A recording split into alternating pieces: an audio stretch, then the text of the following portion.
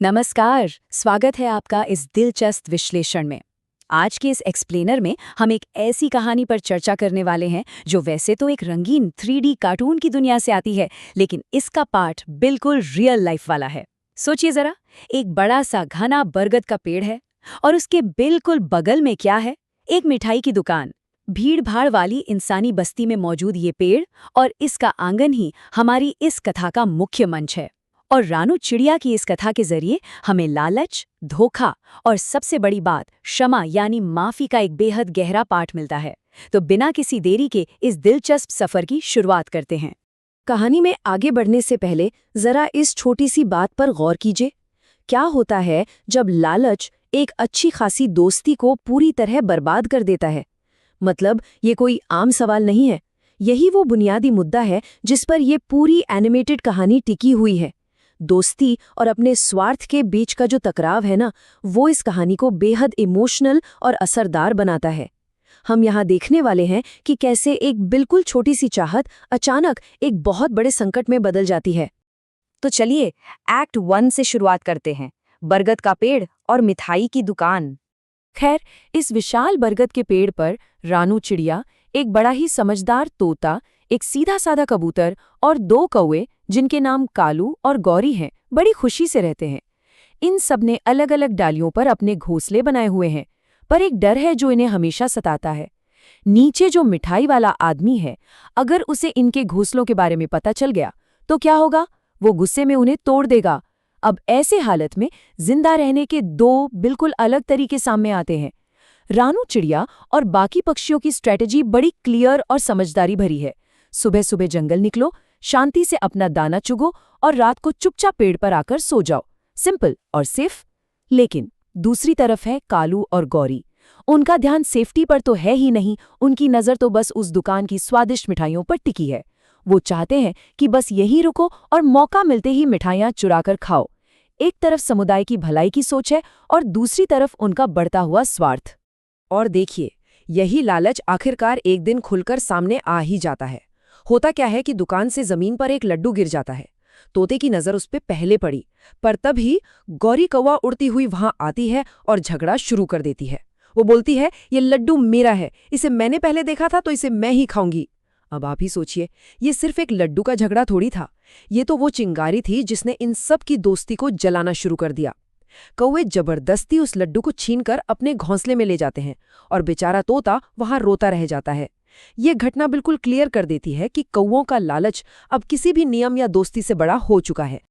अब यहाँ से शुरू होता है एक्ट 2, जहाँ कल्लू एक ऐसी खतरनाक और धोखे भरी साजिश रचता है जो सब कुछ बदल कर रख देगी।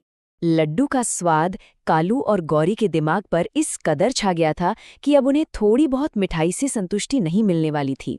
उन्हें दुकान के आसपास गिरी सारी की सारी मिठाइयाँ बस अकेले चाहिए थीं। तो कालू ने एक बड़ा ही शातिराना प्लान बनाया। स्टेप 1, वो मिठाई वाले के पास जाता है और शिकायत करता है कि दुकान के आगे बहुत सारे तिनके बिखरे हुए हैं। फिर स्टेप 2, वो उस इंसान के कान में एक राज बताता है। वो कहता है कि पेड़ के ऊपर बाकी पक्षियों ने अपने घोंसले बना लिए हैं, इसीलिए इतना कचरा गिरता है। और फिर आता है सबसे चालाक स्टेप 3। वो मिठाई वाले से गुजारिश करता है, देखिए मेरा घोंसला कांटों का बना है, इसे छोड़ दीजिएगा, बाकी सब हटा दीजिए। देख रहे हैं आप, इसने इस पूरे धोखे की ऐसी सची समझी प्लानिंग की ताकि सारी मिठाइयों पर सिर्फ उसी का कब्जा हो जाए। अब कल्लू के इस झूठ का जो नतीजा निकला वो बेहद भयानक और तुरंत था। मिठाई वाला गुस्से में एक बड़ी सी लाठी लेकर आता है और पेड़ पर बने रानू चिड़ला, तोते और कबूतर के घोंसलों को एक एक करके तोड़ डालता है। जरा सोचिए, एक ही झटके में इन मासूम पक्षियों के घर पूरी तरह तबाह हो जाते हैं। उस बेघरी के दर्द में वो तीनों पक्षी उस रात पेड़ की एक डाल पर बैठकर किसी तरह बेचैनी में वक्त गुजारते हैं और अगले ही दिन मजबूर होकर हमेशा के लिए उस जगह को छोड़कर जंगल की तरफ निकल जाते हैं। इस सिचुएशन का कॉन्ट्रास्ट तो देखिए। एक तरफ बेचारे मासूम पक्षी हैं, उदास, बेघर, जिन्हें अब जंगल में बिल्कुल नए सिरे से एक एक तिनका इकट्ठा करके नए घोंसले बनाने पड़ रहे हैं। उनकी आम जिंदगी अचानक से अस्तित्व की लड़ाई बन गई है। और दूसरी तरफ है कल्लू और गौरी। वो अपने बचे हुए उस कांटों के घोंसले में बड़े आराम से और पूरे अहंकार में डूबे बैठे हैं। उन्हें तो लग रहा है जैसे उन्होंने कोई सबसे बड़ा इनाम जीत लिया हो और अकेले ही बची कुची मिठाइयों की दावत उड़ा रहे हैं। पर थोड़े वक्त बाद ही कहानी में एक बड़ा इमोशनल मोड़ आता है। तोता उड़ता हुआ वापस उस इंसानी बस्ती की तरफ आता है और छिपकर कल्लू और गौरी की बातें सुन लेता है। कल्लू पूरी शेखी में बोल रहा था, मेरा प्लान काम कर गया, मैंने इंसान को बताकर बहुत अच्छा किया, वरना आज वो सब भी हमसे मिठाई का हिस्सा मांग रहे होते। ये सुनकर तोता बिल्कुल आग बबूला हो जाता है। वो गुस्से में उनसे कहता है, बेशर्म कौवों, तुमने हमारे साथ धोखा किया है, तुम्हें तुम्हारे इन बुरे कामों की सजा जरूर मिलेगी। सच कहूं तो ये इस कहानी का सबसे निराशाजनक और दिल तोड़ने वाला पल था। लेकिन जैसा हम सब जानते हैं, कर्म का पहिया घूमता जरूर है। एक्ट 3, कर्मों का फल और लालच की कठोर वास्तविकता। जो कौवे अब तक खुद को सबसे चालाक समझ रहे थे, अब उनका उल्टा वक्त शुरू होने वाला है।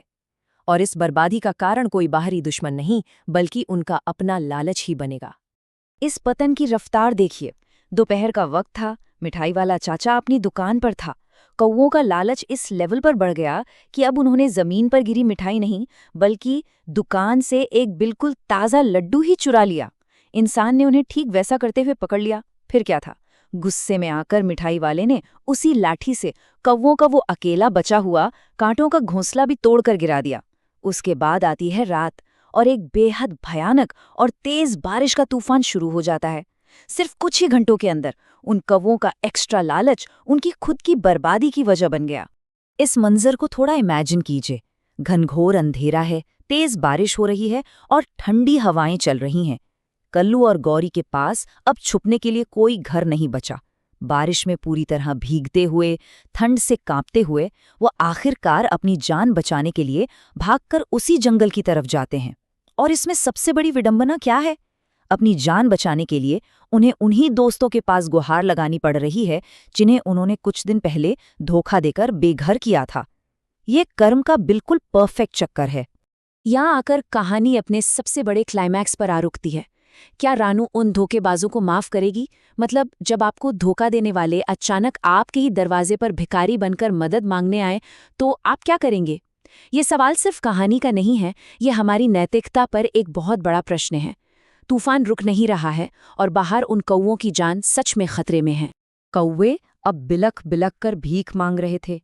हमें माफ कर दो, हम बहुत शर्मिंदा हैं, हमें अपने घोंसलों में थोड़ी जगह दे दो, वरना हम बाहर मर जाएंगे। शुरुआत में टोटा एकदम साफ मना कर देता है।